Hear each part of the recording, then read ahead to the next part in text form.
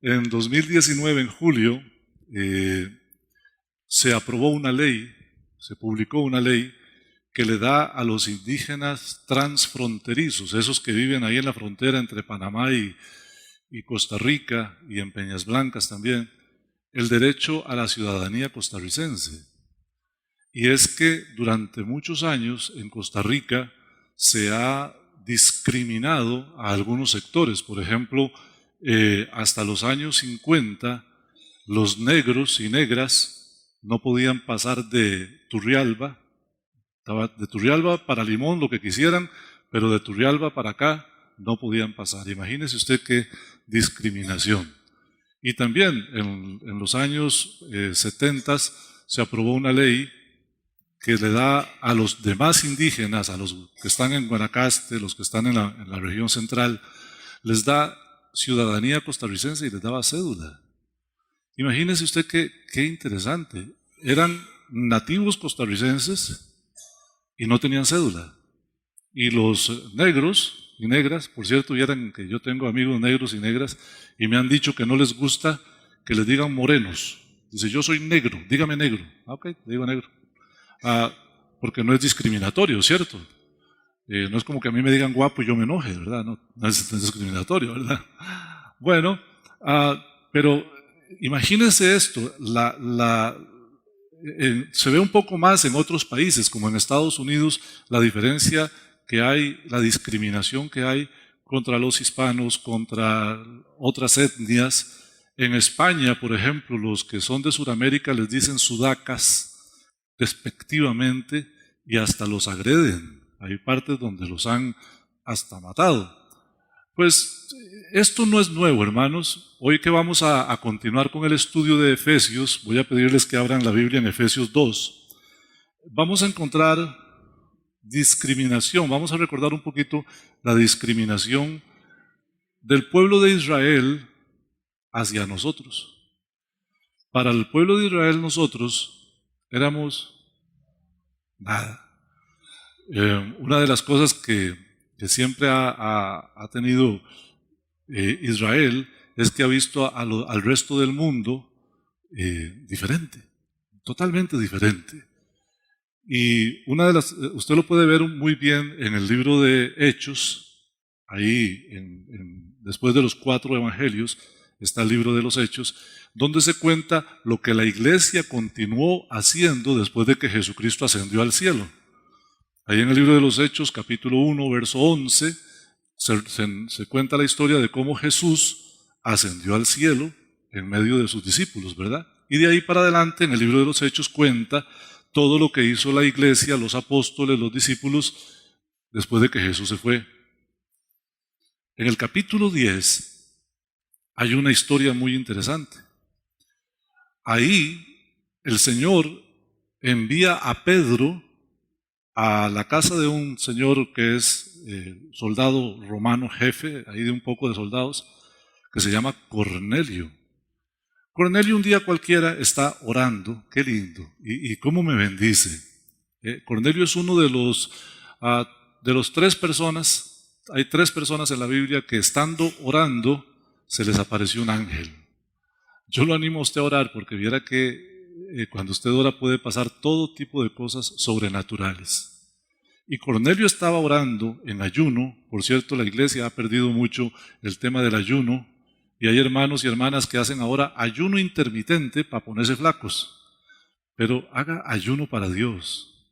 Y hay cosas que ocurren en el tiempo del ayuno y la oración. Este hombre está orando y ayunando y el Señor le aparece un ángel y le dice, mande allá a Jope a unos de sus soldados y que traigan a Simón, que está en la casa de un señor que trabaja cuero, y dígale que venga.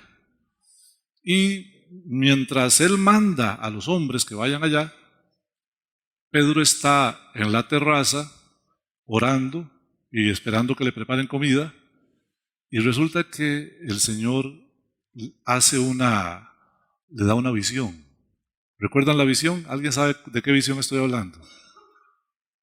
Esa visión es que el Señor hace bajar un lienzo, como un manteado, digamos, con un montón de bichillos, ¿verdad? Un montón de iguanas y zorros y Pedro dice, el Señor le dice, mata y come. Y Pedro le dice, no, Señor, que es la referencia que hizo el hermano Rafa el domingo pasado. Cuando yo hablo de este tema siempre digo, esas dos palabras no van juntas. Señor, no, le dijo Pedro al Padre.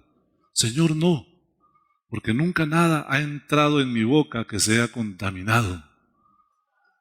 Nunca use esas dos palabras juntas, Señor, no, porque si Jesucristo es el Señor, usted no le puede decir que no.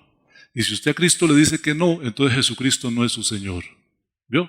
Ya puedo parar de predicar aquí, porque ya le dije, quizá lo más importante que usted va a oír. Si Jesucristo es su Señor, usted no le puede decir que no, porque Él es el que manda. Y si usted le dice que no, es porque Jesucristo no es su Señor. Punto. Pero bueno, Pedro le dice, Señor, no. El Señor le vuelve a decir, mata y come.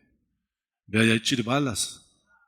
Y algunos dirían, qué bárbaro Pedro, no comerse una iguana con lo ricas que son las iguanas fritas, ¿verdad? ¿Quién ha comido iguana aquí? Levante la mano. Ve, ahí está, hay un montón de gente. ¿Y garrobos? ¿Cuántos han comido garrobos?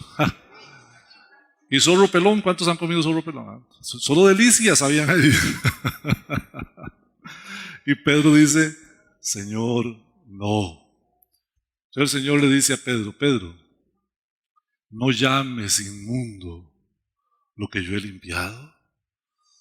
No llames inmundo lo que yo he limpiado. Pedro a medias entendió, porque entonces cuando llegan a buscarlo, él dice, ok, voy con ustedes, y entren y descansen y mañana nos vamos. Y se fueron al día siguiente, y al día siguiente Cornelio había reunido a toda la familia y a los amigos para que escucharan a Pedro.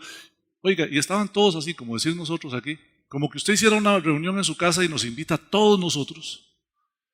Y está Pedro entrando a la reunión y todo el mundo viéndolo, a ver qué decía. ¿Verdad? Cuando traemos un invitado especial, digamos que nosotros trajéramos aquí, no sé yo, al alcalde, digamos. Entonces el alcalde entra y todo el mundo viendo a ver qué va a decir. Y él se para aquí y todo el mundo viendo a ver qué va a decir. Y uno espera que diga algo bonito, ¿no es cierto? ¿Y qué dijo Pedro? Ustedes saben lo terrible que es para mí entrar en esta casa, donde solo hay gente inmunda. Qué bonito, ¿verdad? Qué ganas de invitarlo a un café. Hermanos, eso fue lo que les dijo. Ahí está en Hechos capítulo 10, léalo todo, es buenísimo. Está cerquita del 36, 37, 38 por ahí. Imagínense. Recuerdo que Jesús un día, la mujer silofenicia vino y le dijo que tenía una hija y que quería que la sanara. Y Jesús le dijo, vea, es que ¿sabe qué es lo que pasa? No está bien agarrar el pan de los hijos y dárselo a los perrillos. Fíjate, esto es como el pueblo de Israel veía a los gentiles. Y para que usted lo sepa, los gentiles somos nosotros. Entonces, para ellos eran como perrillos, ¿verdad? O sea, no se contaminaban. Para ellos hablar con nosotros era contaminarse. Es más, Rafita lo usó el domingo pasado. Judíos y samaritanos no se hablaban. ¿Y usted sabe por qué no se hablaban? Porque los samaritanos eran judíos, pero que tenían mezcla de sangre. Los judíos los samaritanos eran descendientes de judíos que se habían casado con romanos, con griegos, con otras nacionalidades. Entonces ya la sangre no era pura. Como no era pura, fuchi. ¿Verdad? Así era. Y Jesús le habló a la samaritana. Fíjate que esto es lo que pasaba aquí. Abra su Biblia en Efesios capítulo 2. Cuando yo estoy predicando los domingos, hermanos, yo llevo una serie del libro de Efesios. Entre tanto, hay algunos hermanos que predican, como la semana pasada que predicó Rafita, pero yo termino hoy en el verso 22 y la próxima vez predicaré donde quedé hoy. ¿Ok? Por tanto, dice el apóstol Pablo, acordaos que en otro tiempo vosotros, los gentiles en cuanto a la carne, erais llamados sin circuncisión por la llamada circuncisión hecha con mano en la carne. Esto es lo que ellos hacían. Para ellos nosotros éramos nada.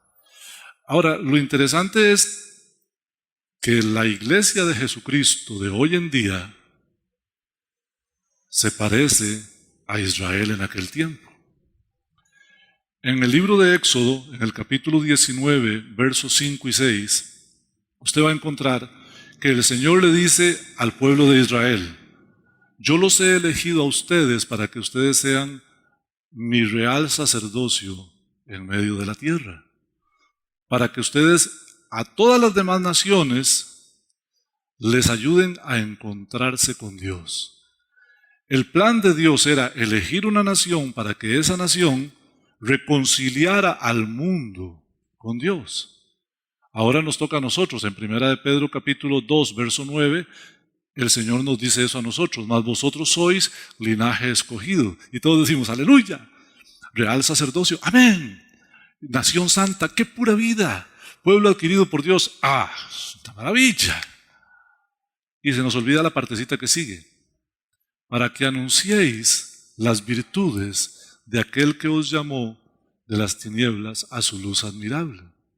Nosotros tenemos hoy en día la comisión que Dios le dio a Israel allá en Éxodo capítulo 19. ¿Y sabe qué hizo el pueblo de Israel? ¿Qué carga somos? Somos algo, la última coca del desierto. Dios nos eligió para ser nosotros el pueblo santo. Todo lo demás, fuchi, fuchi, fuchi, chusma, chusma, chusma, jale. Hermanos, hoy en día eso se parece al pueblo de Dios. El pueblo de Dios se ha engordado de vanidad. Y somos las princesas y los princesos. Eso no existe, ¿verdad? Las príncipes y princesas. Los aprisistas son los princesos, dice Mario. Okay. Somos la gente elegida por Dios, los cargas. Usted es la niña de los ojos de Dios. Usted es una persona especial. Y los que predican en las iglesias de la prosperidad le levantan el ánimo a la gente. Y los domingos no hay predicación, sino una motivación, una charla motivacional. Y usted sale creyéndose el gigante y todo lo que usted conoce de eso, ¿verdad? Y en internet está por todo lado, ¿verdad? Bueno, tristemente se usa muy poco la palabra de Dios y la iglesia se ha engordado de vanidad. Y no nos queremos mezclar con la chusma. Y un día me decía una hermana: pastor, es que me invitaron a una reunión de mi familia, pero ninguno es cristiano. Vaya, métase ahí, por supuesto. Si ninguno es cristiano, lo que usted tiene que hacer es ir a meterse ahí, porque usted va a ser luz en las tinieblas. Porque en algún momento alguien le va a preguntar algo de la palabra y usted va a poder decir. Porque el Señor en algún momento pondrá a alguien a la par tuya para que le testifiques. O con simplemente estar ahí serás luz. ¿Por qué? Porque cuando lleguen a ofrecerte un trago vos decís: no, muchas gracias. Es que usted es hijo de Dios, los cristianos no toman. ¿Cuántos de aquí sabían que los cristianos no toman? Levanten la mano los que sabían que los cristianos no toman. No toman. Los cristianos no toman. No, porque la Biblia dice que no hay que embriagarse, que no hay que estar en las borracheras. Y si usted no me cree, Apocalipsis 21:8 hace una lista de todos los que no van a ir al cielo y sí van a ir al infierno, y entre esa lista están los borrachos. Fíjate, ni los mentirosos, ni los adúlteros, ni los fornicarios, ni los borrachos, dice la Biblia. Entonces, cuando usted llegan a ofrecerle y usted dice que no, usted es luz en medio de las tinieblas. Pero no, los cristianos como que nos hemos hecho como, yo no sé. A ver, ¿recuerdan las corridas de toros de fin de año? Cuando están los toros a la tica, qué bonito, los toros a la tica. Decía mi suegro: si no matan a alguien no estuvieron buenas. Ay, Padre Celestial, fíjate. ¿Sí? Para que estén buenas tiene que morir alguien. Parecemos el circo romano, ¿verdad? Pero me llamó mucho la atención un día que entró un toro bravo, muy bravo, y correteó a todo el mundo y todo, y después metieron otro toro. Y adivine qué pasó. Ya no correteaban a nadie, andaban juntos. Por aquí, por allá, andaban de paseo los dos. Los dos torillos, hubo que meterlos porque no hacían nada. Y como no levantaron a nadie, la corrida estaba mala. Los cristianos nos parecemos, nos gusta andar con los cristianos. Usted no ha visto, ¿verdad? En un trabajo los cristianos se juntan con los cristianos y los demás, fuchi, fuchi, fuchi. Y he escuchado esto, hermano, no se junte con aquel porque ese es un perverso. Hay que ir a buscarlo porque ese necesita a Dios. Usted para la comunión tiene otros momentos y está la iglesia. Fíjate que los israelitas hacían eso con nosotros. Nosotros tendemos a hacer mucho eso con el resto del mundo. Yo recuerdo que un día aquí en esta pulpería había un borrachito y quiso que yo hablara con él. Yo me senté a hablar con él. El otro día, allá en el parque, había una persona que yo sé que es homosexual y quiso hablar conmigo y se sentó a la par mía y yo hablé con él. O sea, no me va a pegar nada. Oigan bien, no me va a pegar nada. Y además, lo mío se le puede pegar a él. Así es como funciona esto. La iglesia de Jesucristo debería arrimarse más a los inconversos para contagiarlos, para convertirlos y acordarse de lo que le dijo el Señor a Jeremías, que se conviertan ellos a ti, pero tú no te conviertas a ellos. Ahora bien, eso depende de si usted es un cristiano verdadero. Si usted ha nacido de nuevo, nada lo va a mover. Si usted no ha nacido de nuevo, se le van a pegar todos los murisecos. Ahora, vea esto. Qué triste era la condición de nosotros como es la condición del mundo hoy. Verso 12. En aquel tiempo estabais sin Cristo, alejados de la ciudadanía de Israel y ajenos a los pactos de la promesa. Esta parte me pegó muy duro cuando la estaba estudiando. Sin esperanza y sin Dios en el mundo. Y hermano, esto es real. Si usted lee el Nuevo Testamento, especialmente el libro de los Hechos, hay un momento en que Pablo llega a Atenas, no aquí, sino a Atenas, Grecia, y dice que su espíritu ardía viendo cómo la ciudad estaba entregada a la idolatría. Hermanos queridos, es lo mismo hoy. Hoy el mundo está entregado a la idolatría. Hoy hay un culto que se llama el culto al materialismo. Es a buscar cosas y a tener cosas y a guardar plata y a hacer todo lo que sea de este mundo. Es un culto al materialismo. Es increíble que Satanás ha engañado incluso a cristianos para que entren en esto del materialismo. Y no significa que tener cosas sea malo, pero cuando amas las cosas de este mundo más que las cosas de Dios, ahí es donde está el problema. Hay hermanos que tienen un carro y lo aman más que a su propia esposa. Lo limpian, lo lavan, lo chanean, le hacen cosas, le ponen foco, le ponen pantallas, le ponen de todo. Y la esposa, oiga, me hace falta zapatos. Otro día, sigue con el carro, de todo. Aquella mufla brilla más que su conciencia. Hay otros que tienen la cuenta de banco y se meten al banco y por la página virtual se meten al banco y ven lo que tienen y dicen,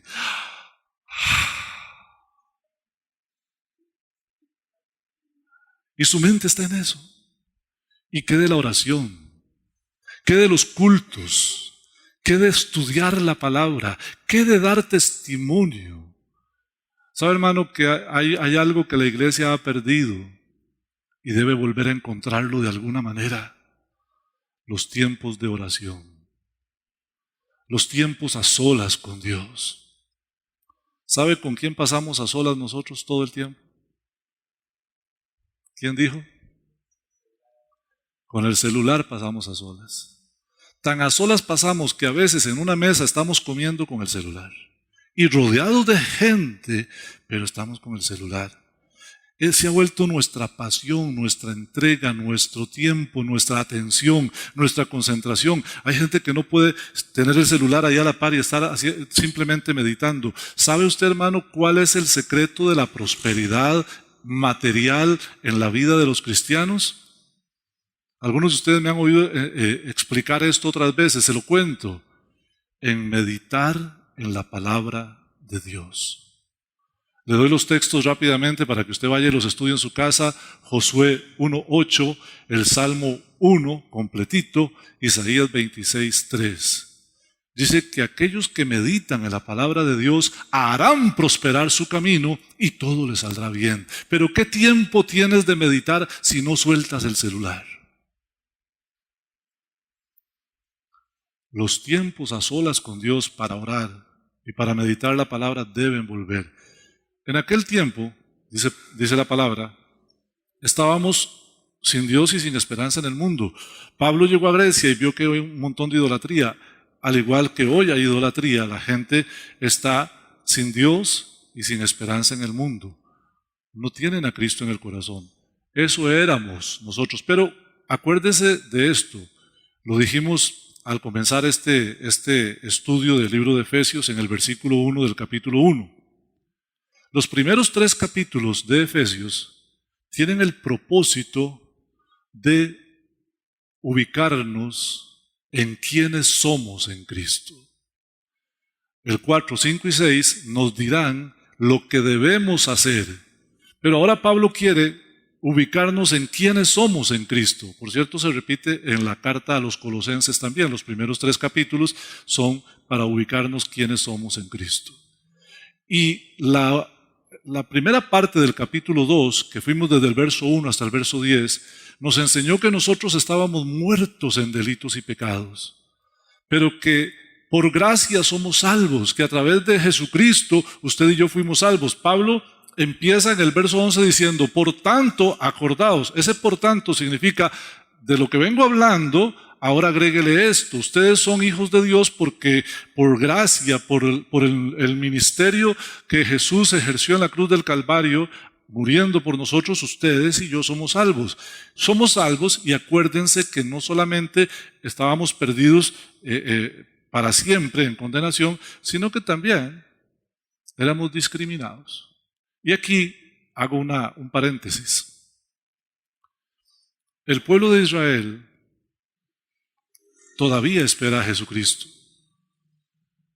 Para el pueblo de Israel, Jesús no es el Hijo de Dios. Excepto algunos que se han convertido al cristianismo, como el hermano Abraham Freud, no, los demás están esperando a Cristo y para ellos el pueblo escogido de Dios son ellos y nada más. Todos los demás seguimos siendo mantequilla. Nada que ver. Nuestra realidad en aquel momento era fatal, sin esperanza y sin Dios en el mundo. Pero Pablo está diciendo, eso era antes de Jesucristo. Y quiero que vea conmigo el verso 13.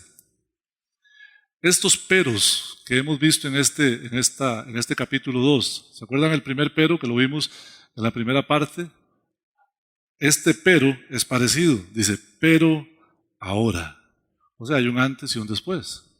Ustedes estaban sin Dios y sin esperanza en el mundo.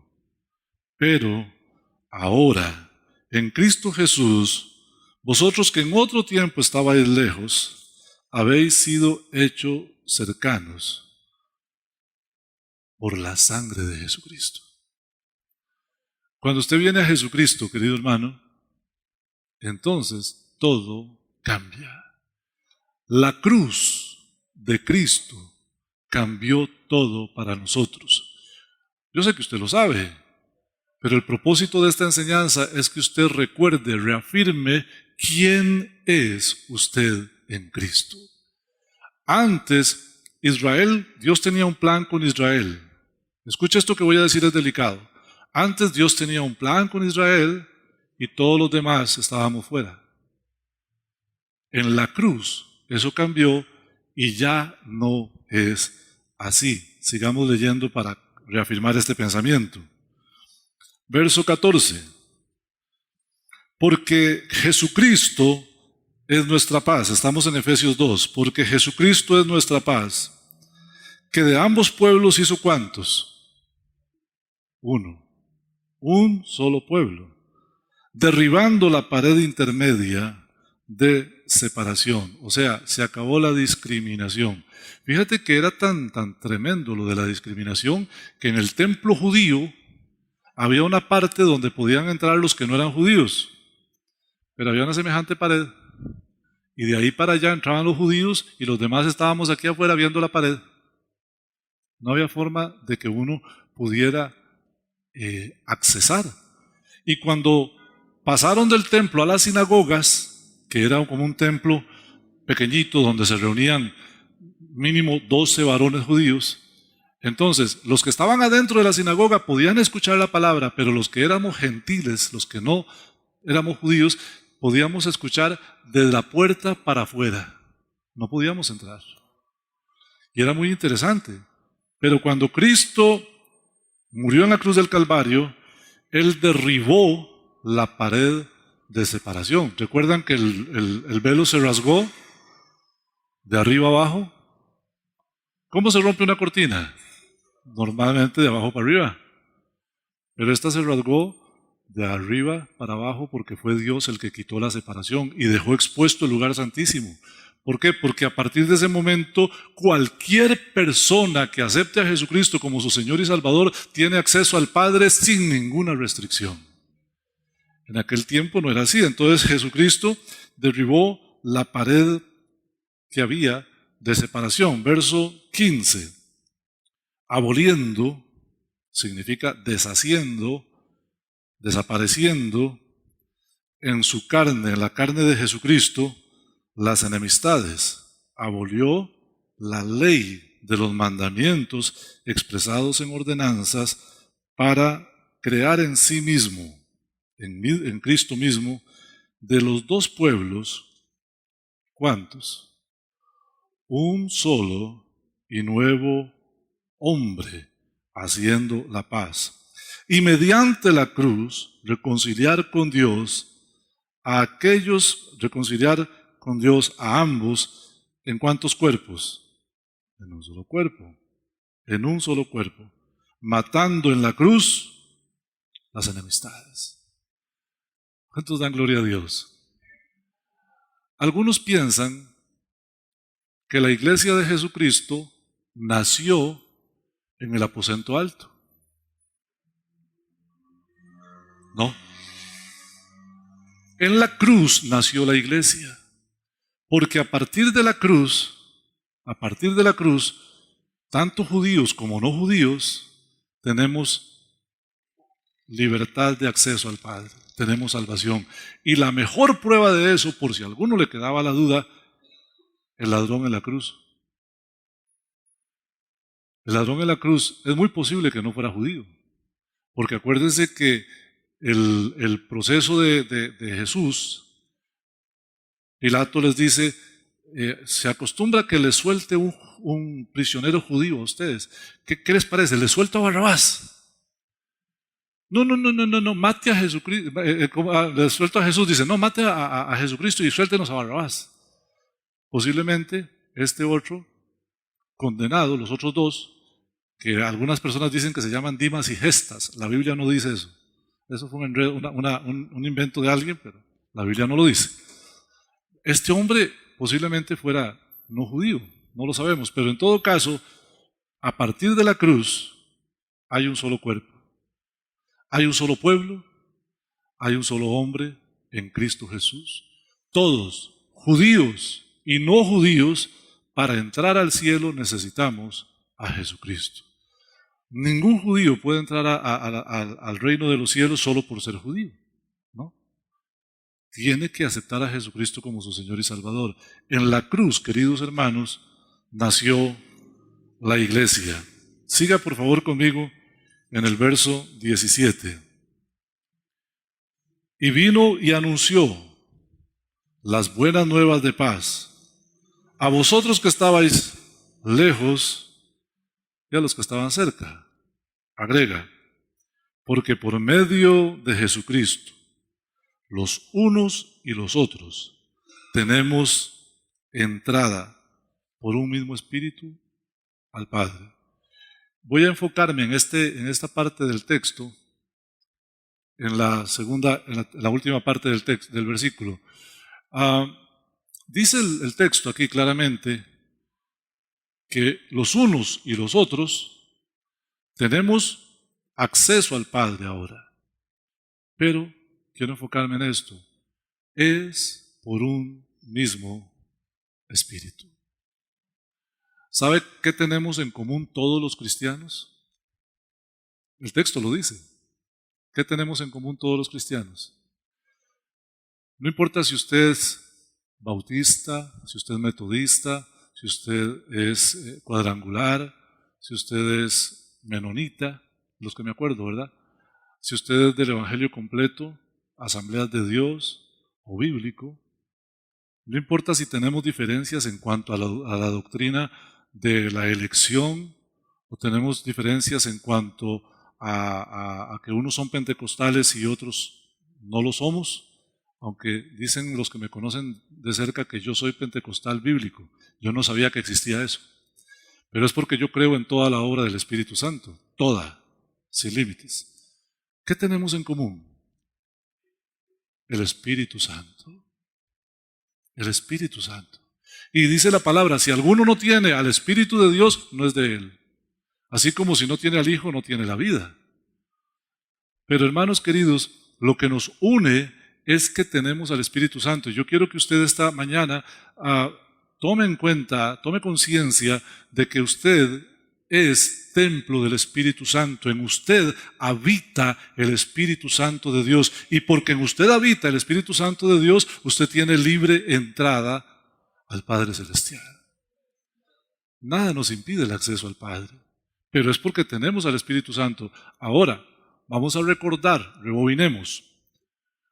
¿Cuándo fue que obtuvimos al Espíritu Santo? En Efesios 1:13 y 14 dice, en Cristo ustedes, habiendo oído el Evangelio de la salvación y habiendo creído, notas dos cosas, oíste el Evangelio y creíste, dos cosas. Entonces fuisteis sellados con el Espíritu Santo, que es las arras de nuestra herencia hasta la redención de la posesión adquirida en los cielos. Eso significa, usted y yo recibimos al Espíritu Santo el día que creímos. Algunos piensan que debe haber una cosa que se llama la llenura del Espíritu Santo, lo han oído, ¿cierto? Y algunos lo asocian con una segunda experiencia carismática y ojalá muy emotiva que deben tener los cristianos para tener plenitud. ¿Sabe, hermano? La palabra dice que el Espíritu Santo de Dios no se da por medida. Usted no tiene más Espíritu Santo que yo, ni yo tengo más que usted, aunque yo sea más grande que usted. No es que por ser más alto a mí me dieron un pedazo más de Espíritu Santo, ¿verdad? No. Para nada. El Espíritu Santo de Dios está en usted y en mí por igual. Y algunos preguntarán, y yo quiero aclarar, ¿por qué entonces hay hermanos que hay un momento en su vida que empezaron a hablar en lenguas y antes no hablaban en lenguas? Bueno, yo puedo hablarle de mi experiencia. Yo fui un cristiano, amo a Dios desde niño, siempre, pero en mi juventud no estaba tan involucrado con Dios como yo quisiera. Hubo un momento en mi vida en que yo empecé a orar más. Empecé a leer la Biblia más, empecé a venir al templo más. Y conforme yo me fui acercando a Dios, en mí fue creándose un despertar, un avivamiento, que permanece hasta el día de hoy. Lo que me lleva a la conclusión, y puedo decirle que sí, es posible tener una experiencia trascendental como esas. El día que yo empecé a hablar en lenguas estaba en una parada de bus y yo quería callarme porque todo el mundo me volvía a ver como que estaba loco. Y ustedes saben que yo, aunque a veces parezco loco, no estoy loco. Y no podía parar. Y no podía parar, y no podía parar, y no paré. Ya llegó un punto donde yo seguí, y punto. Pero fue muchos años después de ser cristiano, pero fue en una búsqueda personal de la presencia de Dios. Pero honestamente, los días que hablo en lenguas y los que no, son iguales para mí.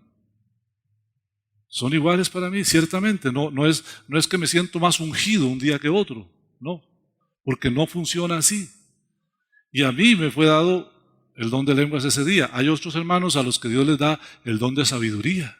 Los 9 dones que están en 1 Corintios capítulo 12. A otros el Señor les dará el don de discernimiento de espíritus. Mucha gente cree que es solo el hablar en lenguas. No. 1 Corintios 12, del 4 al 11, habla de 9 dones del Espíritu Santo. Y si usted me pregunta a mí, entre hablar en lenguas y el don de sabiduría, yo elegiría el don de sabiduría. Pero bueno, Dios da a cada quien, como dice el versículo 7 de 1 Corintios 12, la manifestación del Espíritu Santo para provecho. Bueno, eso es lo que nosotros nos hace tener acceso al Padre, no el ser judío o ser gentil, porque ya vimos que el Señor de los 2 pueblos hizo uno solo. Y no solo eso, el texto dice que quitó aquella ley que estaba expresada en mandamientos. Ya esa ley no está vigente para nosotros. Punto importante para nosotros esta mañana. Hermanos queridos, por el mundo anda mucha gente poniéndose un talid. ¿Saben qué es un talid? Una cosa aquí, una manta para orar. Hay otros hermanos que andan con un vocabulario un poco raro. Un día esto se estaba hablando con un hermano y me dice, como dice Ja, yo sé que es Jehová, porque en el libro de Salmos en muchas partes dice Ja. Otros no le pueden decir a Jesús, Jesús, tienen que decirle Yeshua. Y si no es Yeshua, usted está mal. Y otros celebran Yom Kippur y celebran Rosh Hashanah y celebran las fiestas judías. Gracias, Tito. Celebran las fiestas judías porque les parece que necesitamos involucrarnos en todo eso para estar con Dios. Hermanos queridos, no. El Señor abolió la ley de los mandamientos expresados en ordenanzas y quitó la pared de separación. Ahora, usted y yo obedecemos a Dios no porque no sabemos la ley, sino porque se cumplió la profecía que hay en Jeremías 31, verso 31 y 33, que dice, en aquellos días pondré mi ley sobre sus corazones y en sus mentes las escribiré y nunca más me acordaré de sus pecados. ¿Sabes, Kenia, por qué vos obedeces la voz de Dios? No porque te sabes la Biblia, sino porque el Espíritu Santo de Dios te dice que sí y que no. Y eso es lo que hace lo que dice aquí. Por eso es que es tan importante enfatizar en el Espíritu Santo. Él es el que nos guía a toda verdad. Ya usted no tiene que devolverse a ver qué dice Levítico para ver si usted puede o no comer carne de cerdo. Porque, hermanos, un bistec de cerdo es del diablo. Pero los chicharrones son de Dios. Sí. Ya usted no tiene que devolverse a ver si puede mezclar hilo con lana. Eran ordenanzas así. Ahora simple y llanamente usted ora por los alimentos y se los come, compra lo que tiene que ponerse y se lo pone, y usted vive en libertad porque la ley expresada en ordenanzas ya se borró, se anuló. Aquí dice, aboliendo, la deshizo. Ya no existe. Sigamos, porque quiero llegar a una parte que nos está reservada para alegrarnos muchísimo. Verso 19. Así que ya no sois extranjeros ni advenedizos, sino que somos conciudadanos de los santos. Esta palabra santos aquí no significa de los que no cometen pecados, sino de los que habían sido apartados para Dios, que era el pueblo de Israel. Y ahora nosotros somos conciudadanos, que es lo que les dije de 1 de Pedro 2:9. Nosotros, dice la Biblia, somos linaje escogido, real sacerdocio, nación santa y pueblo adquirido por Dios. Estamos metidos aquí entre los santos. Pero mira esto, qué lindo lo que sigue. Y además de eso, ustedes y yo somos miembros de la familia de Dios. Fíjate, qué lindo es cuando uno es integrado a una familia. Yo les cuento mi experiencia. Yo tuve 3 hermanos. 2 ya fallecieron y me queda 1. Pero nosotros no estamos cerca. Mi hermano vive allá en Sarapiquí con mi mamá y yo vivo aquí y somos los 3 que quedamos de la familia. Entonces, casi nunca. Ayer nos vimos, ayer fui hasta Zarapiquí en un viaje enorme y largo, cansado, y regresé y los vi, los abracé, los besé, pero cuando yo me casé con Tita, después de que ella me rogara como por 2 años, no, no es cierto. Yo fui el suertudo y sigo siendo el suertudo. Por cierto, para los que no vieron, allá está Tita, está atrás. Hoy vino después de 6 semanas de que no podía venir al templo. Ya, gloria a Dios, está aquí. Dios es bueno y habrán notado que yo estoy muy feliz, ¿verdad? Es porque las cosas han ido mejorando un poquito. Y creemos que van a mejorar hasta llegar a donde estaban. Bien. Pero fíjate que cuando yo me casé con Tita, tuve una experiencia que nunca había conocido. La familia de Tita, cualquier día dicen, almuerzo en la casa de Carmen, y todo el mundo va para la casa de Carmen. Y son como 38. Y allá llegábamos todos. Y almorzábamos y comíamos y la pasábamos bien y todo. Y yo empecé a sentir lo que era tener una familia, porque no la tenía. En algún momento yo le dije a ellos, ustedes son mi familia, son mis hermanos y son mi familia. Ya ahora después de que pasaron 35 años, pues ya ahora es diferente, ya no nos vemos tanto, pero en ese momento, qué bonito es que lo incluyan a uno en la familia. Qué bonito es cuando Mario lo invita a uno a comer empanadas en la casa de él y lo hace sentir especial. Qué bonito es cuando el almuerzo que hubo aquí un día de estos, ¿verdad? ¿Cuántos sintieron rico, verdad? Sentarse a almorzar con los hermanos y estar aquí y el shalom. Familia, somos familia. Fíjate que eso nos pasó. Nosotros estábamos en el mundo sin Dios, sin esperanza y sin nada, y ahora somos de la familia de Dios. Ahora, ¿qué implica? ¿Qué implica que seamos de la familia de Dios? En estos 5 minutos que me quedan, voy a desarrollarlo con la ayuda del Señor. Verso 20. Edificados sobre el fundamento de los apóstoles y profetas, siendo la principal piedra del ángulo Jesucristo mismo, en quien todo el edificio bien coordinado va creciendo para ser un templo santo en el Señor, en quien vosotros también sois juntamente edificados para morada de Dios en el Espíritu. Eso implica ser familia de Dios. Fíjate esto. El mundo allá afuera no sabe ni papa de cómo vivir. Ellos creen que saben. Ellos creen que saben. Los delincuentes piensan que esa es la forma de vivir, hacer dinero y hacer locuras y comprar cosas y cuando se dieron cuenta perdieron la vida y las cosas las perdieron también. El adúltero piensa que estar con otra mujer aparte de su esposa, esa es la vida, es gozar la vida. El borracho piensa que tomar licor, el drogadicto piensa, cada quien tiene su forma de pensar que le parece que esa es la forma de vivir. Y andan más perdidos que el chiquito de la Llorona y muchas veces usted los encuentra desorientados. Y las locuras que hacen es porque están desorientados. Pero nosotros somos la familia de Dios, entonces nosotros estamos constantemente siendo edificados. Edificados. Eso significa que Dios, por medio de su Espíritu Santo, nos está ayudando a crecer cada día, todos los días. Y usted echa su mirada para atrás y vuelve a ver y se da cuenta que usted no es el mismo. Porque el Señor en el tiempo lo ha hecho crecer. El tiempo lo ha hecho ser diferente y te está ayudando y serás diferente y serás mejor cada día porque estás siendo edificado.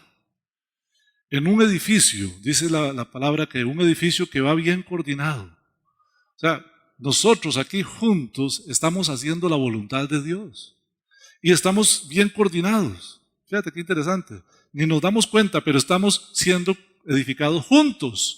Por eso es que el cristiano, le decía yo a mi hermano Sergio, el pastor Sergio Arguedas, que estábamos almorzando un día de estos, le decía, yo no puedo entender un cristiano que no va a la iglesia. Para mí eso es una locura. Porque ciertamente el Señor nos está edificando juntos. Siempre nos está edificando juntos. Hay excepciones, ¿verdad? Por salud, por trabajo, excepciones. Pero si usted puede, aquí estamos siendo edificados. ¿Dónde más iba usted a escuchar este mensaje de hoy, sino aquí? Y usted me dirá, lo están grabando, ya lo veo en internet. Le juro, hermano, que usted no lo ve completo, porque o no tiene tiempo o se duerme a medio camino. Porque no es lo mismo ver una predicación en internet que estar aquí, que ver a los hermanos, que saludar a los hermanos, que cantar juntos, que adorar a Dios juntos. Somos edificados. Y dice que somos edificados para hacer un edificio, un templo santo. Nosotros estamos siendo edificados y estamos en el piso 21. Ahí para atrás hay 20 pisos. Cada siglo lo veo como un piso. Siglo primero. Y entonces, ¿por qué lo veo así? Porque dice que al contrario de la gente que está en el mundo y no sabe cómo vivir, no tienen ni idea, nosotros somos edificados sobre el fundamento de los apóstoles y los profetas. Eso significa que por medio de las Sagradas Escrituras, usted y yo sí sabemos cómo vivir. Usted y yo sí sabemos qué hacer. Usted y yo sí tenemos idea de por dónde va la cosa, por dónde debemos ir y a dónde vamos a llegar. ¿Cuántos dan gloria a Dios por eso? Y además de que somos edificados en el fundamento de los apóstoles, fíjate, el edificio tiene fundamento. Son los apóstoles y profetas. Pero la principal piedra del ángulo es Jesucristo. Ahí está. Y luego todos los demás somos ladrillitos que estamos siendo edificados. Y ya todos esos ladrillitos que hay ahí para abajo son los que estaban en el siglo primero, segundo, tercero, cuarto. Ya estamos en el piso 21. Y nosotros estamos aquí en la azotea, por eso vemos con más claridad. Y además dice que esto tiene un propósito. Y esta última frase, hermano, llévesela en su corazón porque es maravillosa. Nosotros somos morada de Dios en el Espíritu. Como dije, los primeros 3 capítulos de Efesios buscan ubicarnos en quiénes somos. Usted no es cualquier cosa. Usted no es una piedra suelta que rueda por el mundo.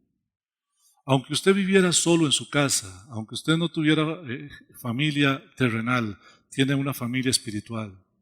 Pero lo más importante es que usted mismo, usted, es morada de Dios en el Espíritu. Dios habita dentro suyo en el Espíritu. Aquellos israelitas nos tenían a nosotros como mantequilla, pero el apóstol Pablo en Gálatas capítulo 3, verso 28 dice, ya no hay judío ni griego. Él dice, ya no hay. Ya no hay esclavo ni libre, ni hombre ni mujer. Delante de Dios, todos somos iguales. Doy gloria a Dios porque esta mañana el Señor me ha ayudado y he querido llevarlos a un pensamiento. Nosotros somos morada de Dios en el Espíritu, con todos los derechos que podían tener los israelitas, los tenemos nosotros. Ahora somos nosotros el pueblo de Dios, porque Dios de los 2 pueblos hizo uno solo. Y ahora todos los que reciben a Cristo como su Señor y Salvador son herederos de la gracia, sean judíos o sean griegos. ¿Quiere ponerse de pie? Vamos a orar, hermanos.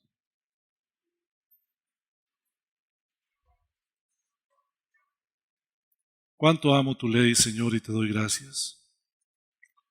Porque como una luz refulgente alumbras nuestro camino. Y como dice tu palabra misma, lámpara es a mis pies tu palabra y lumbrera en mi camino. Gracias por ayudarnos a entender quiénes somos, Señor, para que podamos vivir conforme a tu voluntad. Gracias, Señor. Gracias por el sacrificio que hizo Jesucristo en la cruz del Calvario y gracias, Señor, por tu Espíritu Santo. Gracias por la iglesia en todo el mundo y gracias por esta iglesia. Gracias por los hermanos en todo el mundo y gracias por cada hermano y hermana en esta iglesia, Señor. En el nombre de Cristo Jesús. Amén. Hermanos queridos, en la mesa que está a la entrada hay tarjetas mías. Si usted no tiene mi contacto, llévese una tarjeta y se necesita hablar conmigo, me llama o me pone un mensaje. Estoy para servirles. Y que Dios los bendiga, vayan en paz y salude a todos los hermanos que pueda. Dios les guarde. Si alguien quiere el bosquejo, aquí queda, solo me quedó uno.